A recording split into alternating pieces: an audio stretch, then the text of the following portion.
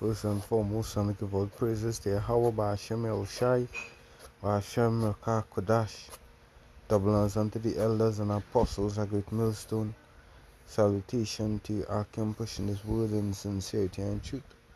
This is your brother Yassad, back at you with another lesson, willing to define through the spirit and power of Yahweh Ba'ashem El Shai. Right? And this one here is the Lord is about to glorify his name again, right? And this glorification is gonna be worldwide, and also it's gonna be more you know more recognized, more popular than what took place in the days of old with the deliverance from Pharaoh, you know and many accounts where the Lord, when he delivered Daniel from the lion's den, and it was proven that even the rulers or the heathen, they they, they had to accept that Yahweh Ba'ashem Yahushua is the power, is the true power, right? And also when he gave Samson power, he lifted up a standard in Samson, also delivering the hand of the heathen nations so many times, countless times, into the hands of the Israelites through his marvelous works, right? And but watch now, the name of the Heavenly Father has been forgotten. The people don't fear the Lord anymore, you know, because of Esau's doctrine, philosophies. They teach to respect God and to fear God and all these bullcrap. There is no God. So so with all these foolishness about, right? Hey, the Lord name is gonna manifest back very dreadful and terrible upon the face of the earth. All these nations is gonna have to glorify the name of the Lord because of his power.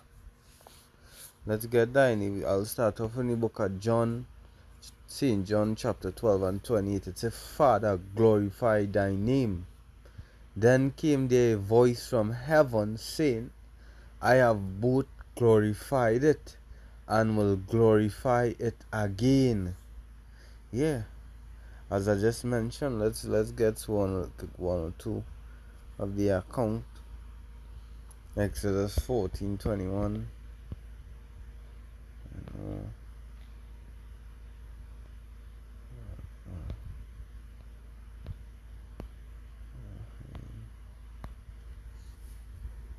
It said, Moses stretched out his hand over the sea, and Yahweh Ba'ashem Yahushai caused the sea to go back by a strong east wind all that night, and made the sea dry land, and the waters were divided, and the children of Israel went into the midst of the sea upon the dry ground, and the waters were a wall unto them on their right hand and on their left.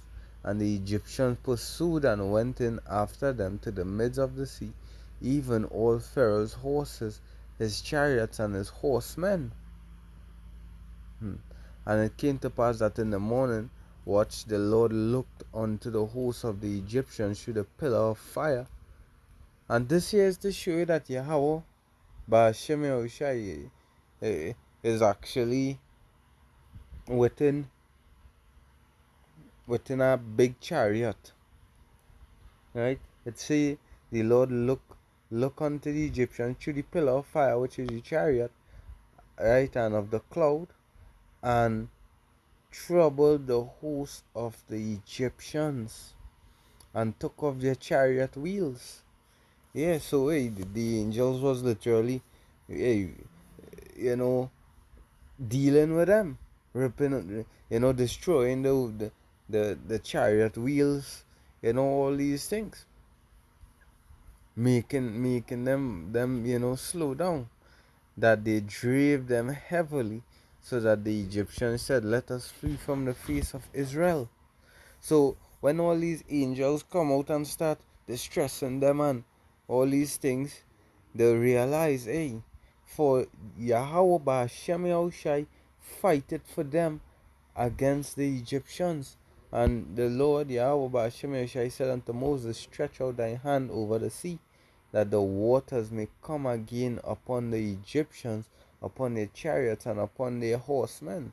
Because the angels already, started to destroy the chariot wheels, where it was hard for the horses to pull, all these different things.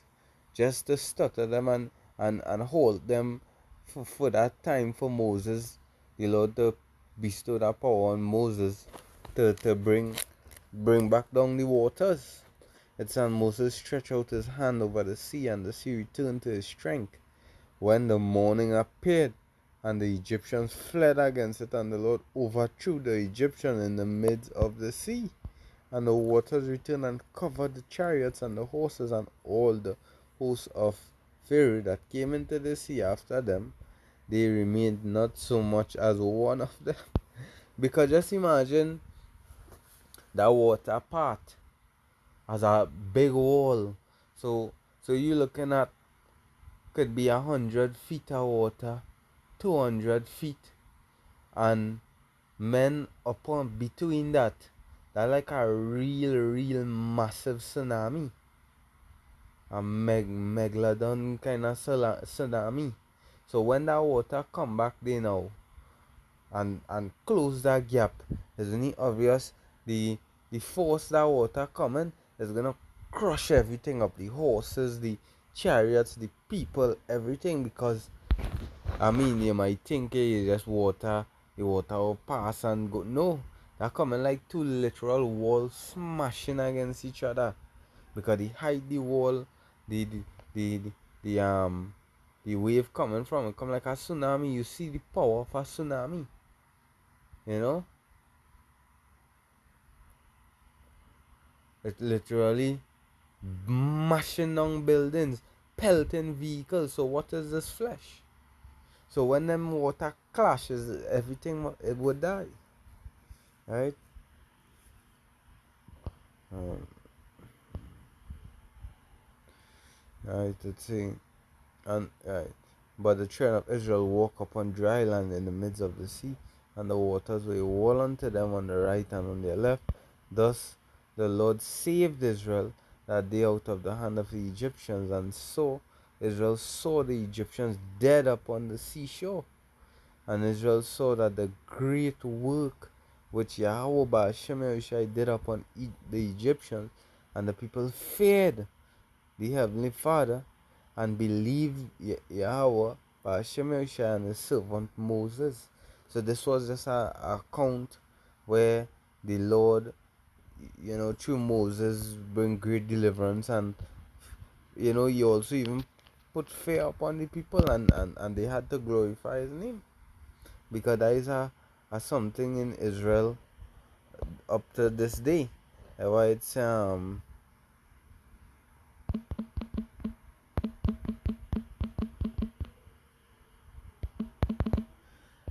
this prophecy is about to come to pass in the book of Jeremiah 23 and 8, which is the Lord is gonna glorify his name again. But the Lord, I'll start at 7. Therefore, behold, the days come, saith Yahweh Ba'Shem Yahushai, that they shall no more say that the Lord liveth, which brought up the children of Israel out of the land of Egypt. As just that account that we went into, how the Lord miraculously and wonderfully did it. But Yahweh Ba'Shem Yahushai liveth, which brought up and which led the seed of the house of Israel out of the north country, and from all countries where I have driven them, and they shall dwell in their own land. So this here is speaking on the deliverance again unto Israel, where the Lord is gonna glorify his name another time. Right?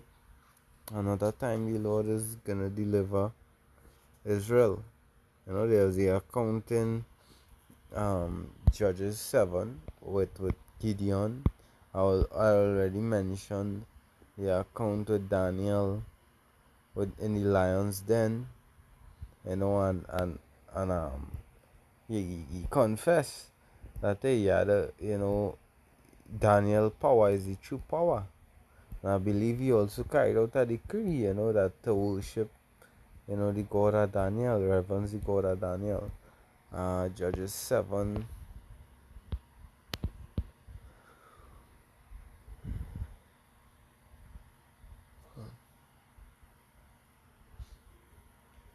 and 7. And the Lord said unto Gideon, by the 300 men that lapped will I save you and deliver the Midianites into thine hand, and let all the other people go, every man unto his place.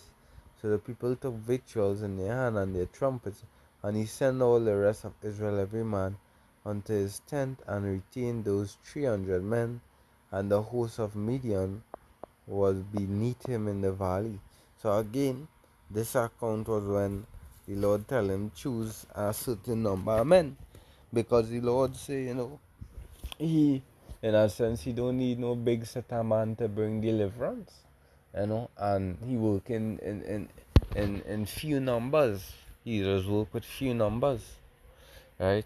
It say, and it came to pass the same night that the Lord said unto him, arise, get thee down unto the host. And this is the Lord captain in the little small army, for I have delivered it into thine hand.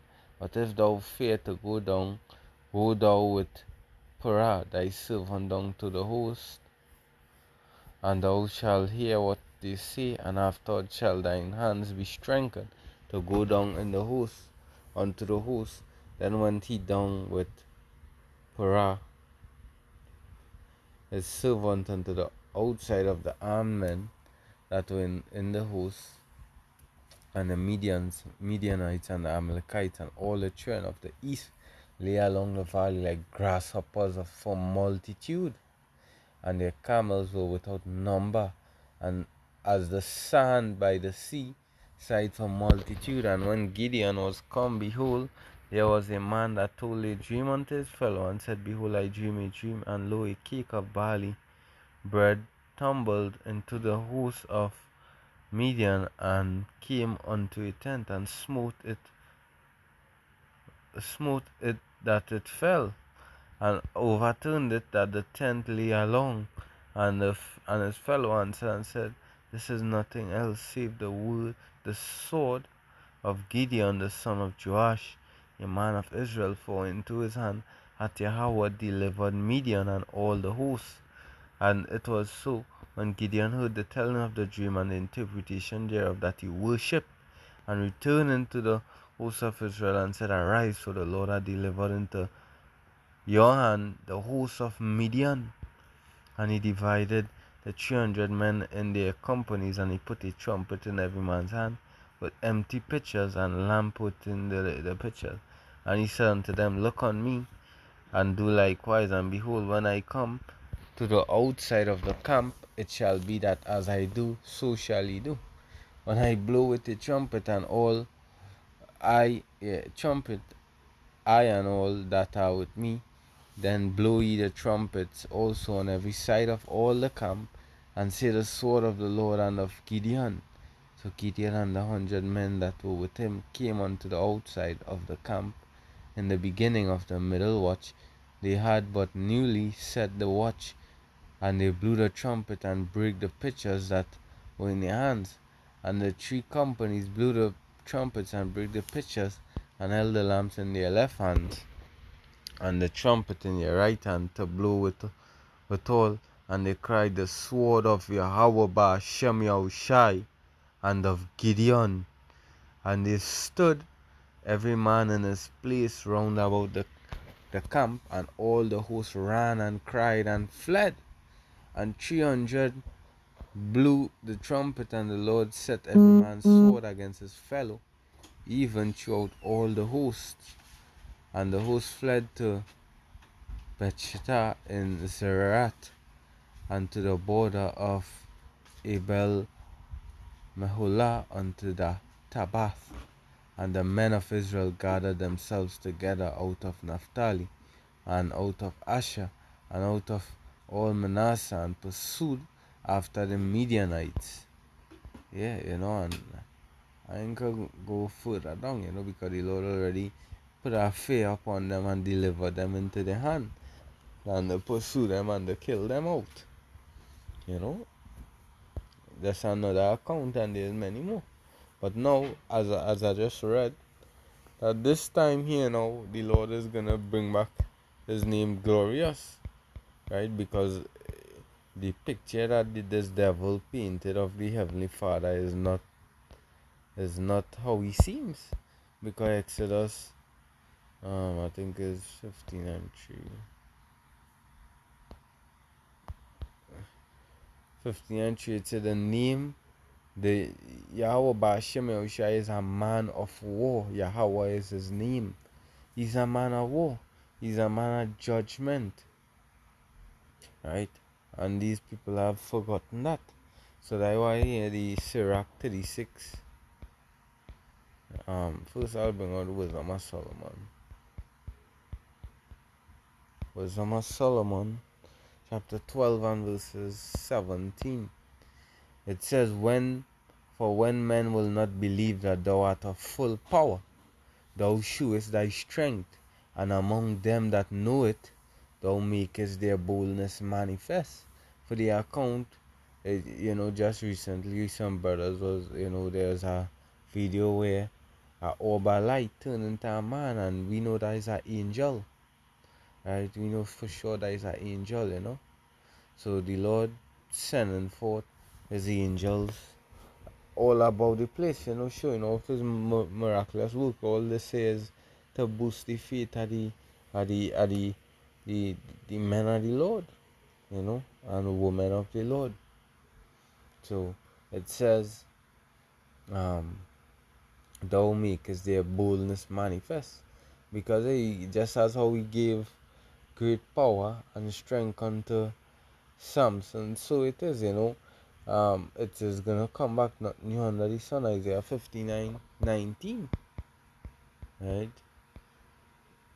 Because this devil is gonna come down with his greater agenda, and the Lord is gonna turn it up too. Isaiah 59:19. So shall they fear the name of the Lord from the west, and His glory from the rising of the sun. Again, His name is going to be glorified. When the enemy shall come in like a flood, the spirit of Yahweh Ba'ashem Yahushai shall lift up his standard against him. Just like when Samson cried out, Lord, give me that power again. When he was chained up to the towers. And the Lord gave him that power, and he did what? He pulled with that mighty strength and broke down the whole building and killed them out. Even when he slayed 3,000 at the Hamites. Yeah, spiritual power is coming to certain of the men of the Lord. Sirach 36 and verses 2. Or Ecclesiasticus 36 and 2.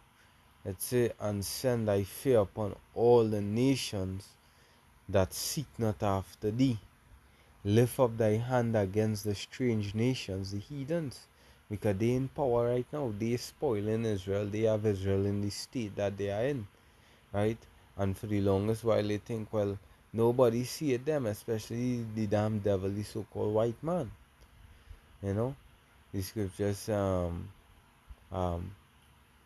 he spoil us and these things, let me see if I get it.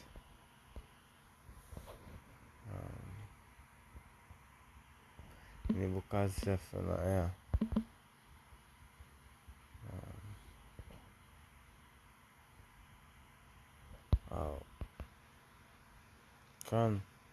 Zechariah 11 and 5, whose possessors slay them and hold them not themselves not guilty. Because this man thinks, nobody sees what he's doing. He don't have to account for none of these things. He is not guilty. And they that sell them say, Blessed be the Lord, for I am rich, and their own shepherd pity them not.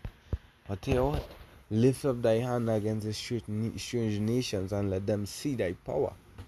Because he that toucheth you, toucheth the apple of the Lord's eye. It says, Thou was sanctified in us before them, as the accounts that we brought out, where the name of the Lord and great fear of the name of the Lord was spreading out throughout the land. This is coming back. It says, So be thou magnified among them before us, and let them know thee as we have known thee, that there is no power but thou only Yahweh by Hashem Yahushai. Show new signs and make other strange wonders. You see these signs in the skies, the appearance of these chariots, and then mass events taking place across the four corners of the earth. World War III, this devil come down, great rat, everything is lining up. It's a glorify thy hand and thy right arm, that they may set forth thy wondrous works. Raise up indignation and pour wrath, take away the adversary and destroy the enemy. Seek the time short, remember the covenant, and let them declare thy wonderful works. Yeah. I'll end off with this Romans 9, right? Because nothing new under the sun. The same way this damn Pharaoh, the Lord hardened his heart. The same way the Lord is hardening this man's heart. So then when he come now with great wrath, the Lord is gonna turn it up on this devil. And everyone is gonna, show that glory to the Heavenly Father for the judgment he's gonna bring forth, and fear he's gonna pour on the face of the earth. Romans 9 and 17. For the scriptures saith unto Pharaoh, Even for this purpose have I raised thee up, that I might shew my power in thee, and that my name might be declared throughout all the earth. Yes, so just as how Pharaoh was, the Lord hardened Pharaoh's heart, and look, the Lord bring great destruction, and his name was glorified throughout the earth. And now he said, use the modern day Pharaoh, Esau, Edom, the banking families, the ones that control this whole world. Their kingdom, the earth given into the hands of the wicked. The Lord is gonna make his name great, and his name is gonna be glorified and be famous throughout all of the earth through you. Therefore have yet mercy on whom you will have mercy, and whom he will he harden it. So he's hardening your heart. Right? So thou will say then, why does he yet find fault? For who hath resisted his will? So you all have fallen just in line to the Lord's plan. Like why you say, the Lord of hosts mustered the battle. It's he who put in all these dreams, all these information into your mind for you to step it up, speed it up. In the end, for his glorification. And also the this is it. Yeah. It's all being put right. These psalms say, that the Lord, the king's heart is in the hand of the Lord, and he turn it, howsoever he wants. That's roughly paraphrasing it. So it's the Lord was lining you up in place just to execute his will. So hope for this lesson was edifying. WNC elders and apostles, a great millstone. Salutation to Yakim. All praises belong unto Yahweh, Ba'ashem Yahushai, Ba'ashem Kakodash. Until the next one, Shalom.